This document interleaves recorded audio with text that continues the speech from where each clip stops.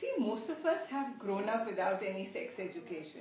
So it is but natural that today when we are parents, we hesitate to talk about these growing up issues with our kids. So that's natural, don't feel guilty about it.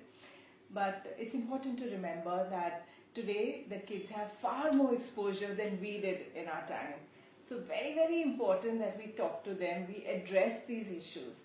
Because if we don't, they're going to turn to the internet, and that can be a huge, huge problem. So how do we broach these topics? How do we talk about them? It is embarrassing, I can understand, but we have to address it. So how do we do it? Now today as we're talking about menstruation, let's tackle that bit.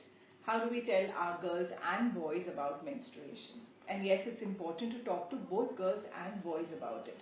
If the kids are very young, it can be as simple as telling them that as you grow up, your body undergoes changes, and one of the changes that girls go through is the fact that a part inside her body, which is known as a uterus, prepares itself for the time when she will grow up and have a baby.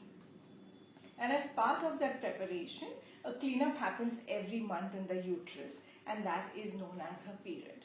It can be as simple as that without lying.